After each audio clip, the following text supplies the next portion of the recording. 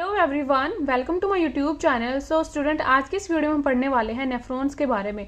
सो nephron का meaning क्या होता है, इनका नंबर कितना होता है और जो इनका डिटेल स्ट्रक्चर है, इनकी एनाटॉमी और जो फिजियोलॉजी है नेफ्रॉन की, वो आज इस वीडियो में हम डिस्कस करेंगे। सो सबसे पहले आप लोग जान लीजिए कि नेफ्रॉन जो होते हैं इनका मीनिंग क्या होता है। सो नेफ्रॉन जो होते हैं वो क्या होते हैं, स्ट्रक्चरल एंड फंक्शनल यूनिट होती हैं किसकी, किडनीज की। मतलब किडनीज के अंदर जो मेन फंक्शन परफॉर्म करती हैं वो कौन होती है, नेफ्रॉन। इसलिए इनको इनकी किडनीज की स्ट्रक्चरल फंक्शनल यूनिट बोला जाता है। सो जैसा कि मैंने आप लोगों को पहले बताया था कि एक किडनी के अंदर 1 मिलियन के अराउंड जो है नेफ्रॉन होते हैं। सो ये कैसे काम करती है, इनका जो स्ट्रक्चर है वो आज मैं आप लोगों को बहुत अच्छे से बताऊंगी। सो आप लोगों को ध्यान से पूरी वीडियो देखनी है ताकि आप लोगों को अच्छे से समझ में आ सके। सो इनका नंबर मैंने आप लोगों को बताया कि each kidney contains about 1 million. 1 million का मतलब होता है 10 लाख के अराउंड। सो एक किडनी के अंदर 10 लाख के अराउंड जो है नेफ्रॉन होती है। अब हम बात करते हैं नेफ्रॉन के स्ट्रक्चर की। सो जब नेफ्रॉन होता है उसके दो पार्ट होते हैं, एक तो होता है ग्लोमेरुलस और दूसरा होता है रीनल ट्यूब्यूल। सो मैं आप लोगों को इसका डिटेल डायग्राम दिखाऊंगी और उसके बारे में अच्छे से समझाऊंगी। सो जो ग्लोमेरुलस होता है ये क्या होता है, इसके अंदर बहुत सारी कैपिलरीज का एक गुच्छा सा होता है जिसको बोला जाता है ग्लोमेरुलस। सो हम डिटेल में जब पढ़ेंगे, आपको डायग्राम दिखाऊंगी तब आपको समझ में आएगा। एंड दूसरा होता है रीनल ट्यूब्यूल। सो जो रीनल ट्यूब्यूल होती है वो 4 चीजों से मिलकर बनी होती है उसका स्ट्रक्चर। एक तो होता है बोमेन्स कैप्सूल, दूसरा पीसीटी जिसको हम बोलते हैं प्रोक्सिमल कॉन्वोल्यूटेड ट्यूब्यूल, थर्ड होती है जिसके अंदर लूप ऑफ हैनिली जिसमें असेंडिंग और डिसेंडिंग लिम्स आती हैं, एंड फोर्थ वन आती है डीसीटी जिसको बोला जाता है क्या, डिस्टल कॉन्वोल्यूटेड ट्यूब्यूल। सो अब मैं आप लोगों को इसके डायग्राम से गो थ्रू करवाती हूँ, उसके बाद में हम इनका जो डिटेल स्ट्रक्चर है वो पढ़ेंगे। सो पहले आप लोग एक बार डायग्राम को देख लीजिए दोबारा से, फिर मैं इस डायग्राम को अच्छे से फिर दिखाऊंगी। सो ये देखिए आप लोग ये कप जैसा स्ट्रक्चर देख पा रहे हैं, इसके अंदर क्या होता है, टफ्ट ऑफ कैपिलरीज होती है। मतलब कैपिलरीज के गुच्छा जैसा होता है जिसको नाम दिया जाता है ग्लोमेरुलस का। सो ग्लोमेरुलस क्या होता है, टफ्ट ऑफ कैपिलरीज होता है जो किनका बना होता है, एफरेंट आर्टेरियोल्स का। ओके, अब ये हो गया ग्लोमेरुलस, हमने पढ़ा था इसका फर्स्ट पार्ट। दूसरा पार्ट जो है इसका वो किस किस से बना है, जिसको हम बोलते हैं रीनल ट्यूब्यूल, जो बना है बोमेन्स कैप्सूल का, पीसीटी का, डीसीटी का और लूप ऑफ हैनिलीज का। ओके, अब देखिए जो इन कैपिलरीज को जिसने सराउंड करके रखा हुआ है उसको बोला जाता है क्या, बोमेन्स कैप्सूल। सो ये कप लाइक स्ट्रक्चर जो आप लोग देख पा रहे हैं ये क्या होता है, बोमेन्स कैप्सूल। सो यहीं से स्टार्टिंग हो जाती है रीनल ट्यूब्यूल वाले पोर्शन की। अब यहाँ से जो ये ट्यूब जैसा आपको दिख रही है ये क्या होती है, पीसीटी प्रोक्सिमल कॉन्वोल्यूटेड ट्यूब्यूल। और इनके बारे में आपको डिटेल में समझाऊंगी, बस आप लोगों को मैं एक बार डायग्राम दिखा रही हूँ ताकि आप इस डायग्राम से फैमिलियर हो जाए। ओके, सो जो बोमेन्स कैप्सूल से जो ट्यूब निकल रही है उसको बोला जाता है क्या, पीसीटी। एंड उस जो पीसीटी है वो एक्सटेंड कर जाती है। सो ये क्या होती है, यहाँ पे ये जो देख पा रहे हैं आप, ये लूप ऑफ हैनिली है जिसके अंदर आता है डिसेंडिंग लूप ऑफ हैनिले और असेंडिंग लूप ऑफ हैनिले। डिसेंडिंग का मतलब क्या होता है, घटता हुआ क्रम। मतलब यहाँ से थोड़ी सी जो ये ट्यूब है मोटी है, यहाँ आने के बाद थोड़ी सी पतली हो जाएगी। और असेंडिंग का मतलब क्या होता है, चढ़ता हुआ क्रम, जिसको हिंदी में बोला जाता है, जो मैथ्स में हम यूज करते थे बचपन में, वो वाली टर्म मैं आपको बता रही हूँ।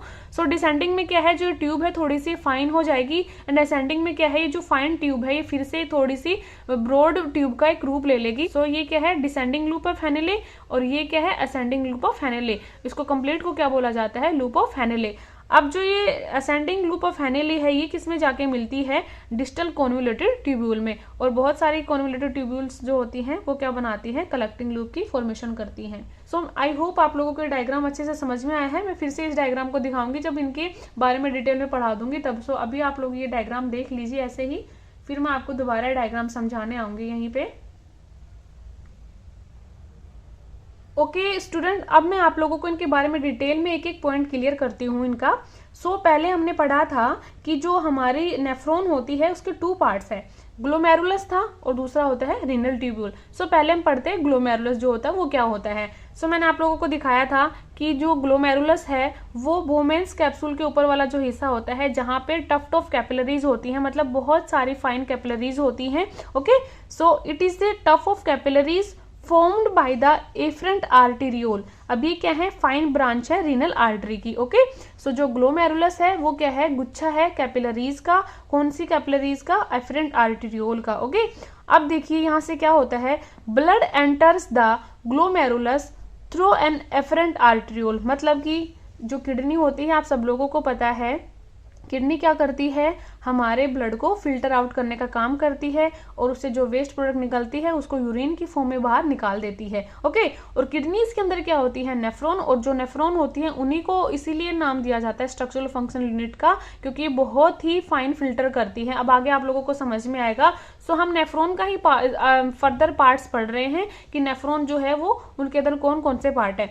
सो जो ग्लोमेरुलस है मैंने बताया टफ्ट ऑफ कैपिलरीज है, जो किसका बना है, एफरेंट आर्टेरियोल का, और यहाँ से जो है ग्लोमेरुलस के अंदर एफरेंट आर्टेरियोल के थ्रू ब्लड एंटर करता है। सो अब आप लोगों को समझ में आ गया होगा कि यहाँ से ब्लड क्यों एंटर कर रहा है, क्योंकि ब्लड को यहाँ पे फिल्टर होना है। ओके, अब देखिए blood leaves it through efferent arteriole. तो देखिए एफरेंट का मतलब क्या है, वो ब्लड वहां पे आया है, ठीक है। तो एफरेंट आर्टेरियोल जो थी, जो हमने स्ट्रक्चर पढ़ा था ऐसे वाला, ये वाला है बोमेंस कैप्सूल, और ये थी एफरेंट आर्टेरियोल, ठीक है, ये कैपिलरीज हैं जैसे। सो जो एफरेंट आर्टेरियोल थी ये ब्लड लेके आई है, और जो इफरेंट है वो ब्लड लेके जाएगी उससे out. Okay, so glomerulus filtration takes place in glomerulus. So जो ग्लोमेरुलस फिल्ट्रेशन की जो प्रोसेस होती है वो कहाँ पे होती है, ग्लोमेरुलस के अंदर होती है।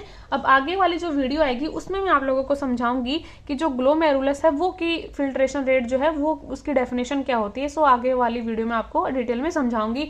सो आई होप आपको ग्लोमेरुलस वाला जो टॉपिक है ये समझ में आया कि ये टफ्ट है कैपिलरीज का जो एफरेंट आर्टेरियोल से बना है। एफरेंट आर्टेरियोल क्या करती है, यहाँ पे ब्लड लाती है, और ये ब्लड जो होता है वो यहाँ से आउट होता है इफरेंट आर्टेरियोल के थ्रू। सो हमारा जो एक पार्ट था नेफ्रॉन का जो ऊपर वाला, ये हो गया है कंप्लीट। ओके, अब हमारा आता है दूसरा पार्ट जिसका नाम क्या है, रीनल ट्यूब्यूल। सो रीनल ट्यूब्यूल 4 चीजों का बना था, बोमेंस कैप्सूल का, पीसीटी का, डीसीटी का और लूप ऑफ हेनेली का। सो फ्रेंड्स अब हम बढ़ते हैं सबसे पहले बोमेंस कैप्सूल के बारे में। सो बोमेंस कैप्सूल क्या होता है, it is a double layered cup shape structure. So ये क्या होता है, कप की शेप का डबल लेयर का एक स्ट्रक्चर होता है। So the 2 layer of the Bowman capsule are outer parietal layer, जो किसकी बनी हुई होती है, स्क्वेमस सेल्स की। आप लोग याद रखना कि जो बोमेन्स कैप्सूल की जो डबल लेयर होती है उसमें से उसकी जो आउटर लेयर होती है वो किसकी बनी है, स्क्वेमस सेल्स की। ओके, दूसरी होती है इनर विसरल लेयर, जो क्या करती है, surrounds glomerulus and is composed of special type of cell, जिसको बोला जाता है क्या, पोडोसाइट्स। अभी आगे आपको समझ में आएंगे अच्छे तरीके से कि पोडोसाइट्स वगैरह जो है वो क्या होते हैं। सो आगे पढ़ते हैं। Glomerulus along with बोमेंस capsule is called the Malpighian body और रिनल कॉर्पसल। ग्लोमेरुलस और बोमेंस कैप्सूल को एक साथ में क्या बोला जाता है, माल्फिजियन बॉडी बोला जाता है। सो फ्रेंड्स अब मैं आप लोगों को छोटा सा स्ट्रक्चर दिखाने वाली हूँ। सो ये देखिए आप, ये देखिए ये क्या है, एक double layer cup like structure है जिसको क्या नाम दिया गया है, बोमेंस कैप्सूल का। सो बोमेंस कैप्सूल जो होता है ये हमने पढ़ा था क्या, ये क्या है, ग्लोमेरुलस है, जिसमें ये तो क्या है, एफरेंट आर्टेरियोल, और ये क्या है, इफरेंट आर्टेरियोल। ओके, अब मैंने आप लोगों को बताया कि जो बोमेंस कैप्सूल होता है वो डबल लेयर्ड है। सो आप लोग देख पा रहे हैं जो ये कप लाइक स्ट्रक्चर है और ये क्या है, डबल लेयर है। सो इसकी जो आउटर लेयर है बोमेंस कैप्सूल की, उसको क्या नाम दिया जाता है, आउटर पैराइटल लेयर। क्या नाम दिया जाता है, आउटर पैराइटल लेयर, जो किसकी बनी हुई है, स्क्वेमस सेल्स की बनी हुई है। ओके, अब इसकी जो इनर वाली लेयर है उसको नाम दिया जाता है इनर विसरल लेयर। ओके, अब ये क्या करती है, ये सराउंड करती है किसको, ग्लोमेरुलस को। सो गाइस आप लोग समझ गए होंगे कि ये जो क्या है, मैंने बताया था ग्लोमेरुलस, और ये एक्चुअल में इसको क्या कर रही है, सराउंड कर रही है। ठीक है, अब यहाँ पे छोटे छोटी स्पेशल टाइप की सेल्स प्रेजेंट होती हैं जिनका नाम क्या होता है, पोडोसाइट्स। तो मैं यहाँ पे छोटे छोटे ऐसे सर्कल से दिखा रही हूँ, इनको नाम क्या दिया जाता है, पोडोसाइट्स का। आई होप आप लोगों को समझ में आया है। अब देखिए ग्लोमेरुलस ये पूरा स्ट्रक्चर है और ये क्या है, बोमेंस कैप्सूल है। इन दोनों को कंप्लीटली क्या बोला जाता है, Malpighian body. Understand, I hope बहुत अच्छे से हो गया होगा अंडरस्टैंड आपको। मैं फिर से बता देती हूँ कि ये वाला हिस्सा है ग्लोमेरुलस का और ये क्या है, बोमेंस कैप्सूल का। इन दोनों स्ट्रक्चर को एक साथ में बोला जाता है माल्फिजियन बॉडी। सो आप लोगों से कोई माल्फिजियन बॉडी के बारे में पूछे तो आप लोग क्या बताएंगे कि glomerulus along with बोमेंस capsule is called Malpighian body, या फिर उसको दूसरा नाम क्या दिया जाता है, रीनल कॉर्पसल्स का। अगर इसके लेयर्स के बारे में पूछे तो बोमेंस कैप्सूल डबल लेयर्ड एक कप जैसा स्ट्रक्चर है जिसकी आउटर लेयर जो है स्क्वेमस सेल्स की बनी है, जिसको आउटर पैराइटल लेयर बोला जाता है। अंदर वाली लेयर जो है इनर विसरल लेयर है, जो क्या करती है, सराउंड करती है ग्लोमेरुलस को, और उसके अंदर छोटे छोटे टाइप की स्पेशल सेल्स होती हैं जिनका नाम क्या होता है, पोडोसाइट्स। ठीक है, सो जो एक पार्ट था जो रीनल ट्यूब्यूल का पहला बोमेंस कैप्सूल, ये हो गया है हमारा क्लियर। अब हम चलते हैं दूसरे पे, जिसका नाम क्या है, प्रोक्सिमल कॉन्वोल्यूटेड ट्यूब्यूल, जिसको शॉर्ट में बोला जाता है पीसीटी। अब देखो, the बोमेंस capsule lead into the PCT. अब जो बोमेंस कैप्सूल है ये अपना जब आगे एक्सटेंड करता है तो क्या बनती है, पीसीटी। सो जो पीसीटी की जो शुरुआत है वो कहाँ से हो जाती है, बोमेंस कैप्सूल की जहाँ पे एंडिंग होती है वहीं से शुरुआत हो जाती है पीसीटी की। सो जो ये वाला हिस्सा है यहाँ से पीसीटी बनता है। अब देखिए, PCT is line by cuboidal epithelial cells. So अब आप लोगों को यहाँ पे बहुत सारी सेल्स के बारे में जानने को मिलेगा, सो आप लोग कंफ्यूज नहीं होना। हर एक पार्ट के अंदर जो सेल्स हैं मैं उनको डिटेल में बताने वाली हूँ, तो आप लोग अच्छे से देखना। सो जो पीसीटी की लाइनिंग जो होती है, पीसीटी की जो वाल होती है वो किसकी बनी है, क्यूबोइडल एपिथेलियल सेल्स की, और उसके अंदर क्या होता है, bearing a brush border of tall microvilli finger like process होती है at free end which increases the surface area for filtration. देखिए स्टूडेंट, मैंने आप लोगों को बताया, अगर मैं आपको एक रफली डायग्राम बना के दिखाऊं, सो ये क्या हो गया, बोमेंस कैप्सूल, और ये क्या है, ग्लोमेरुलस। ठीक है, अब यहां से शुरुआत हो गई किसकी, पीसीटी की, इस तरीके से। ठीक है, तो जो पीसीटी की जो वाल है वो किससे लाइन है, क्यूबोइडल एपिथेलियल सेल से। ठीक है, अब यहाँ पे क्या है, ब्रश बॉर्डर लाइक टाल माइक्रोविलाई प्रेजेंट है, मतलब फिंगर लाइक प्रोजेक्शंस प्रेजेंट है यहाँ पे इसकी जो वाल है उसके अलोंग। सो ये फिंगर लाइक प्रोजेक्शन जो है ये क्या करती है, सरफेस एरिया जो है बढ़ा देती है, इसकी वजह से जो फिल्ट्रेशन जो है अच्छे से हो पाता है। सो जो फिल्ट्रेशन के लिए जो सरफेस होती है वो पीसीटी की माइक्रोविलाई बढ़ा देती है। ओके, अब नंबर आता है लूप ऑफ हेनली का। सो देखिए, लूप ऑफ हेनली जो होता है हेयर पिन शेप स्ट्रक्चर होता है, जो आप लोगों ने देखा होगा कि जो पीसीटी थी जब वो एक्सटेंड करके आई थी तो उसने इस तरीके का कोई स्ट्रक्चर बनाया था, है ना, बनाया था ना, जहाँ पे क्या थी, डिसेंडिंग लूप ऑफ हेनली थी और असेंडिंग लूप ऑफ हेनली थी, उसके बाद में बनती है क्या, डीसीटी। सो मैं आप लोगों को ये भी जो है अच्छे से समझाऊंगी दोबारा डायग्राम में। तो अभी आप लोग जान लीजिए कि जो लूप ऑफ हेनली है वो एक हेयर पिन शेप स्ट्रक्चर है। हेयर पिन होती है ना जो जूड़े वाली, जिसमें गर्ल्स लगाती हैं, वो इस तरीके की हेयर पिन होती है। तो ये यू शेप जो स्ट्रक्चर जैसी होती हैं ये होती है loop of Henley. Okay, it starts at the end of PCT, मतलब जहां पे पीसीटी का एंडिंग होती है वहां से ये लूप ऑफ हेनली जो है स्टार्ट हो जाती है। And its major part lies in the medulla. So जो मेडुला होता है किडनी के अंदर, किडनी की जब एनाटोमी आपने पढ़ी थी तो वहां पे मैंने आप लोगों को बताया था कि मेडुला कौन सा हिस्सा होता है, अंदर वाला, कोर्टेक्स होता है बाहर और अंदर वाला होता है मेडुला। ओके, सो मेडुला पार्ट के अंदर ये लूप ऑफ हेनली लाई करती हैं, क्योंकि आप लोग यही पढ़ रहे हैं ना कि किडनी के अंदर नेफ्रॉन्स होते हैं और नेफ्रॉन के अंदर क्या है, ये स्ट्रक्चर मैं आप लोगों को समझा रही हूँ। सो जो नेफ्रॉन में जो लूप ऑफ हेनली है कहाँ पे लाई करेगा, मेडुला में। अब देखिए स्टूडेंट, यहाँ पे जो लूप ऑफ हेनली है ये कंसिस्ट करता है 2 पार्ट्स। अब इसमें एक आती है डिसेंडिंग लिम्ब, दूसरी आती है असेंडिंग लिम्ब। सो पहली आती है क्या, डिसेंडिंग लिम्ब, दूसरी आती है असेंडिंग लिम्ब। अब इनके बारे में मैं आप लोगों को डिफरेंस बताऊंगी, इनके बारे में अच्छे से समझाऊंगी ताकि आप लोग एक एक चीज अच्छे से इस डायग्राम के बारे में समझ पाएं। तो फ्रेंड्स, अब हम पढ़ते हैं कि जो लूप ऑफ हेनली है ये क्या कंसिस्ट करता है, डिसेंडिंग लिम्ब और एक आता है असेंडिंग लिम्ब। तो अब हम डिसेंडिंग और असेंडिंग लिम्ब के बारे में पढ़ेंगे। सो पहले पढ़ते हैं डिसेंडिंग लिम्ब के बारे में। सो जो डिसेंडिंग लिम्ब होता है उसका जो सेगमेंट होता है वो थिक और थिन होता है। ठीक है, अब थिक का मतलब यहाँ पे क्या है कि उसका जो डायमीटर था वो जो पीसीटी का डायमीटर था उसके सेम था, मतलब कि जो पीसीटी जो थी प्रोक्सिमल कॉन्वोल्यूटेड ट्यूब्यूल, उस ट्यूब्यूल के जितना ही इनका डायमीटर था किसका, डिसेंडिंग लिम्ब की थिक सेगमेंट का। ओके, अब देखिए जो डिसेंडिंग लिम्ब होती हैं वो लाइन होते हैं किससे, क्यूबोइडल एपिथेलियम से, मतलब जो क्यूबोइडल एपिथेलियम जो सेल्स थी वो इनको लाइन करती हैं।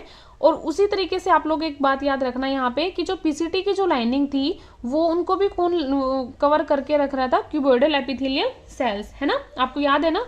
अब देखिए यहाँ पे माइक्रोविलाई जो हैं और माइटोकॉन्ड्रिया हैं, इन कंपैरिजन पीसीटी के वो कम प्रेजेंट हैं। और 3 सेगमेंट जो होते हैं वो क्या होते हैं, scattered microvilli and line by flat epithelial cell. So देखिए स्टूडेंट, इसका मैं आपको ओवरव्यू बता देती हूँ कि जो डिसेंडिंग लिम्ब है उनका कंपैरिजन यहाँ पे किया गया है पीसीटी के साथ। ठीक है स्टूडेंट, जो डिसेंडिंग लिम्ब होती हैं उनका कंपैरिजन यहाँ पे किया गया है पीसीटी के साथ। ठीक है, सो जो पीसीटी प्रोक्सिमल कॉन्वोल्यूटेड ट्यूब्यूल थी उसके साथ यहाँ पे किया गया है। सो देखिए जो डीसीटी होती है उसके 2 सेगमेंट होते हैं, थिक सेगमेंट होते हैं और थिन सेगमेंट्स होते हैं। तो जो थिक सेगमेंट होते हैं वो क्या होते हैं, उनका जो डायमीटर था वो पीसीटी के बराबर है। मतलब पीसीटी की जो ट्यूब्यूल थी मान लीजिए उसका डायमीटर पीसीटी का अगर इतना है, तो जो डिसेंडिंग लिम्ब का जो थिक सेगमेंट है उसका जो डायमीटर वो भी इतना ही है। ठीक है। दूसरा, जो पीसीटी को कौन लाइन करके रख रही थी, क्यूबोइडल एपिथेलियल सेल्स, है ना। उसी तरीके से जो डिसेंडिंग लिम्ब है उनको कौन लाइन करके रख रहा है, क्यूबोइडल एपिथेलियल सेल्स। अब देखिए जो पीसीटी था वहां पे माइक्रोविलाई और जो माइटोकॉन्ड्रिया थे वो बहुत ज्यादा प्रेजेंट थे, और जो डिसेंडिंग लिम्ब है यहाँ पे पीसीटी के कंपैरिजन में लेस माइक्रोविलाई और लेस माइटोकॉन्ड्रिया प्रेजेंट है। ठीक है। दूसरा हम बात करते हैं इसके थिन सेगमेंट की। ये सब बातें थे इसकी थिक सेगमेंट की, अब हम बात करते हैं इसकी थिन सेगमेंट की। सो देखिए जो थिन सेगमेंट होता है उसके अंदर स्कैटर्ड माइक्रोविलाई होती हैं और वो लाइन होता है किससे, फ्लैट एपिथेलियल सेल से। सो जो थिक सेगमेंट है वो लाइन है क्यूबोइडल एपिथेलियम सेल से, और जो थिन सेगमेंट है वो लाइन है किससे, फ्लैट एपिथेलियल सेल से।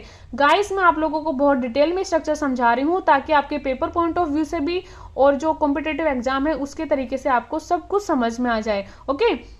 अब हम बात करते हैं असेंडिंग लिम्ब की। तो जो असेंडिंग लिम्ब होता है उसमें भी थिक सेगमेंट होते हैं और थिन सेगमेंट होते हैं। सो इनका जो थिन सेगमेंट होता है वो किसका बना हुआ होता है, the thin segment forms the major of the Henle's loop. मतलब कि जो थिन सेगमेंट है वो हैनेल्स लूप की फॉर्मेशन करता है असेंडिंग लिम्ब का। ओके। सो गाइस ये था लूप ऑफ हैनेली के बारे में। सो गाइस 3 चीजें हमारे क्लियर हो गई। रेनल ट्यूबुल के स्ट्रक्चर की हमने पढ़ लिया है, बोमेंस कैप्सूल, पीसीटी हमने पढ़ लिया, और लूप ऑफ हैनेली हमने डिटेल में पढ़ लिया। अब 4th नंबर पे बारी आती है स्टूडेंट डीसीटी की, जिसका मतलब क्या है, डिस्टल कॉन्वोल्यूटेड ट्यूब्यूल। ओके। अब देखिए जो डीसीटी है उसका हम डिटेल में पढ़ेंगे। So the thick segment of the ascending limb opens into the DCT. मतलब कि अब आप ये डायग्राम में आपको रफली बना के दिखाती हूँ। ये हो गया ग्लोमेरुलस, ये एफरेंट है, ये इफरेंट आर्टेरियोल है, ये बोमेंस कैप्सूल है जो डबल लेयर्ड है। यहाँ से क्या है, निकल रही है क्या, पीसीटी। ओके। पीसीटी जब निकल रही है उसका जब एंड होता है तो वहां से शुरू हो जाता है लूप ऑफ हैनेली। अब लूप ऑफ हैनेली में 2 सेगमेंट्स हैं, एक है थोड़ी सी थिक जिसका नाम दिया गया है डिसेंडिंग लिम्ब, और उसके बाद में आ जाता है थिन वाला पोर्शन जिसको नाम दिया जाता है क्या, ये डिसेंडिंग है, ये असेंडिंग है। ओके। अब यही जो है लूप ऑफ हैनेली का मोस्ट ऑफ जो पार्ट है उसको कंपोज करता है कौन, असेंडिंग लिम्ब का थिन सेगमेंट। ओके। अब यहाँ पे असेंडिंग लिम्ब जहाँ पे खत्म होता है वहीं से फॉर्मेशन स्टार्ट हो जाती है किसकी, डीसीटी की। सो जो ये वाला पार्ट बना है ये क्या है, डीसीटी। सो गाइज ये मैंने रफली जो डायग्राम आपको बना के दिखाया है। हम अच्छे वाला जो डायग्राम मैंने आपको शुरुआत में दिखाया था वीडियो के वो हम पढ़ेंगे। ओके। सो आई होप आप लोगों को ये बात क्लियर हो गई कि जो डीसीटी है उसका जो thick segment of the ascending limb opens into the DCT. अब देखिए स्टूडेंट, मैंने जो आपको इससे ऊपर वाले जो बात बताई थी कि जो लूप ऑफ हैनेली की जो डिसेंडिंग लिम्ब है और असेंडिंग लिम्ब है इनके भी 2 सेगमेंट्स हैं, एक उनमें थिक सेगमेंट है, एक उनमें थिक सेगमेंट है। ओके। सो असेंडिंग लिम्ब का जो थिक सेगमेंट है वो फॉर्मेशन करता है क्या, डीसीटी की। मतलब कि जो असेंडिंग लिम्ब है उसका एक तो थिन सेगमेंट है, दूसरा आता है thick segment. So thick segment of the ascending limb opens into the DCT. मतलब थिक सेगमेंट जो है असेंडिंग लिम्ब का वो ओपन हो रहा है किसमें, डीसीटी में, और वहीं से डीसीटी की बनने की शुरुआत हो जाती है। अब ये देखिए किससे लाइन है, it is line by cuboidal cells. किनसे, क्यूबोइडल सेल्स से ये लाइन है, that have few small and irregularly shaped microvilli, और नो ब्रश बॉर्डर यहाँ पे प्रेजेंट है। मतलब कि देखिए हमने पीसीटी में क्या पढ़ा था कि जो पीसीटी की जो लाइन थी, जो उनकी जो पीसीटी की जो वाल थी वो किससे लाइन थी, क्यूबोइडल एपिथेलियल सेल से थी। ओके। और वहां पे बहुत बड़ी बड़ी फिंगर लाइक प्रोजेक्शन में माइक्रोविलाई प्रेजेंट थी जो उसके एरिया को बढ़ा दे रही थी। लेकिन डीसीटी में से कुछ नहीं है, डीसीटी में इरेगुलरली है शेप्ड माइक्रोविलाई, उनके अंदर कोई ब्रश बॉर्डर प्रेजेंट नहीं है और वो बहुत थोड़ी है या फिर छोटी है। Okay. Many DCT of A number of nephrons open into A bigger duct, जिसको नाम दिया जाता है कलेक्टिंग डक्ट। सो देखिए फ्रेंड्स, बहुत सारे नेफ्रॉन की जो डीसीटी वाला पोर्शन है वो ओपन होता है एक बिग डक्ट के अंदर जिसका नाम दिया जाता है कलेक्टिंग डक्ट। सो देखिए बहुत सारे नेफ्रॉन जो होती हैं उनकी एक डक्ट जो बनेगी वो क्या बनेगी, कलेक्टिंग डक्ट होगी। सो देखिए मान लीजिए ये एक नेफ्रॉन है, मैंने आपको बताया मिलियंस ऑफ नेफ्रॉन होते हैं किडनी के अंदर। सो ये एक नेफ्रॉन है, इसी तरीके से दूसरी, तीसरी, चौथी, पांचवी, मतलब बहुत सारी नेफ्रॉन है। सो उन सब की जो डीसीटी है वो ओपन होती है एक सिंगल ट्यूब के अंदर, जिसका नाम दिया जाता है किसका, कलेक्टिंग डक्ट का। ओके, सो फ्रेंड्स अब मैं आप लोगों को वो डायग्राम दोबारा से दिखाती हूँ ताकि आप लोगों को अच्छे से समझ में आ जाए। सो गाइज ये था स्ट्रक्चर नेफ्रॉन का, जिसमें ये वाला जो हिस्सा है जिसमें ये क्या है, एफरेंट आर्टेरियोल है, ये है, और जो ये है इफरेंट आर्टेरियोल। सो ये किसकी फॉर्मेशन कर रही है, ग्लोमेरुलस की। सो ग्लोमेरुलस क्या है, टफ्ट ऑफ कैपिलरीज का मिलके बना है, जिसमें एफरेंट आर्टेरियोल ब्लड लेके आती है और इफरेंट आर्टेरियोल जो है ब्लड लेके जाती है। ठीक है, अब ये जो ग्लोमेरुलस होता है इसको कवर करके कौन रखता है, एक टाइप का कप लाइक स्ट्रक्चर है जिसको नाम दिया जाता है बोमेंस कैप्सूल का। बोमेंस कैप्सूल की दो लेयर हैं, एक बाहर वाली है, एक अंदर वाली लेयर है। ठीक है, अब अंदर वाली लेयर जो होती है उसके अंदर पोडोसाइट्स प्रेजेंट होती हैं, छोटी छोटी स्पेशल टाइप की सेल्स प्रेजेंट होती हैं, और जो इनर लेयर होती है बोमेंस कैप्सूल की वो एक्चुअली में ग्लोमेरुलस को क्या करके रखती है, कवर करके रखती है। ठीक है, अब देखिए जो जहां से बोमेंस कैप्सूल की एंडिंग हुई है वहीं से स्टार्टिंग हो जाती है पीसीटी के बनने की। सो जो ये ट्यूब जा रही है यहाँ पे, ये क्या है, पूरी पीसीटी। ओके, पीसीटी के बाद में क्या बनता है, सीधा एक लॉन्ग ट्यूब निकलती है जिसको बोला जाता है क्या, हैनेल्स लूप। अब हैनेल्स लूप के दो सेगमेंट्स हैं, descending loop of Henle, ascending loop of Henle. अब इन दोनों के दो दो सेगमेंट हैं, थिक सेगमेंट और थिन सेगमेंट। इसका भी थिक सेगमेंट और थिन सेगमेंट। तो जो डिसेंडिंग लूप ऑफ हैनेली है उसका जो सेगमेंट है थिक, उसकी जो डायमीटर होता है वो पीसीटी के डायमीटर का बराबर का होता है। सो देखिए ये जो ट्यूब आ रही थी इसी के जो डायमीटर का कौन है, डिसेंडिंग लूप ऑफ हैनेली का थिक सेगमेंट है। ओके, अब सो देखिए फ्रेंड्स, जो असेंडिंग लूप ऑफ हैनेली है इसके भी क्या बताया मैंने आप लोगों को, दो सेगमेंट है, एक थिन सेगमेंट है ये वाला और एक आता है थिक सेगमेंट। ये हेयर यू शेप स्ट्रक्चर जो आप लोगों को दिख रहा है, ये यहाँ से यहाँ तक, यहाँ से यहाँ तक ये यू शेप स्ट्रक्चर जो बना है ये एक हेयर पिन के स्ट्रक्चर का बना है, मतलब कि ये कुछ ऐसा ऐसा स्ट्रक्चर बना है। ठीक है, सो जो असेंडिंग लिम्ब का थिक सेगमेंट होता है वहां से बनने लगती है क्या, डीसीटी। सो जो ये वाला पोर्शन है ये क्या है, डीसीटी है।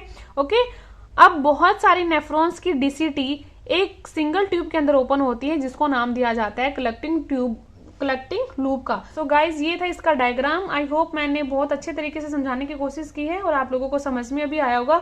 अब इस टॉपिक का लास्ट पार्ट बचता है कि नेफ्रॉन जो होती है उसकी कितनी टाइप्स है। सो मैं आप लोगों को ये भी बता देती हूँ एक्स्ट्रा में, ताकि आपके जो पेपर पॉइंट ऑफ व्यू से सारी चीजें क्लियर हो जाए। तो गाइज नेफ्रॉन जो होती है वो 2 टाइप्स की होती है, जक्स्टा मेडुलरी नेफ्रॉन और दूसरी होती है क्या, कोर्टिकल नेफ्रॉन। अब इनके बीच में मैंने डिफरेंस लिखे हैं सो आप लोगों को अच्छे से समझ में आ जाएंगे। सो जो जक्स्टा मेडुलरी का फर्स्ट पॉइंट है वो क्या है, they are 15% of total nephron, मतलब कि जो नेफ्रॉन होती है उनके टोटल 15% कौन कैरी करता है, जक्स्टा मेडुलरी। सो ये क्या है, नेफ्रॉन की टाइप है। सो इनमें से जो 15% है वो कैरी कौन करता है, जक्स्टा मेडुलरी नेफ्रॉन। ओके, दूसरी है कोर्टिकल नेफ्रॉन, ये होती है 85%, मतलब ये तो सीधी बात हो गई कि 100% होता है किसी भी चीज का। सो नेफ्रॉन का 15% हिस्सा किसने कवर किया है, जक्स्टा मेडुलरी नेफ्रॉन ने, और जो 85% है वो किसने किया है, कोर्टिकल नेफ्रॉन ने। ओके, अब जो जक्स्टा मेडुलरी है ये लाइक करती हैं किसके, they lie close to the inner margin of cortex. Cortex के इनर मार्जिन में ये लाई करती हैं और ये लाई करती हैं आउटर कोर्टेक्स के अंदर। Okay, they are larger in size, देखिए इनका नंबर थोड़ा है लेकिन ये लार्ज है साइज के अंदर, इनका नंबर ज्यादा है इसलिए स्मॉल है साइज के अंदर। They control plasma volume when water supply is sold. So ये क्या करती है, इनका मेन फंक्शन क्या है, जक्स्टा मेडुलरी का, ये प्लाज्मा की वॉल्यूम को कंट्रोल करके रखती है जब वाटर की सप्लाई कम होती है, और ये क्या कंट्रोल करके रखती हैं, they control plasma volume when water supply is normal. So इन दोनों का अलग अलग फंक्शन है, अलग अलग इनका नंबर है, इनका साइज भी अलग है और इनकी पोजीशन भी जो है अलग है। सो गाइस ये था आज के हमारे टॉपिक के बारे में। आई होप आप लोगों को नेफ्रॉन का टॉपिक बहुत अच्छे से समझ में आया होगा। अगर आप लोगों को मेरी वीडियो पसंद आई है, अगर आपको अच्छे से समझ में आया है तो प्लीज मेरी वीडियो को लाइक करना, शेयर करना, कमेंट करना, और मेरे चैनल पर अगर आप न्यू है तो मेरे चैनल को जरूर सब्सक्राइब करना।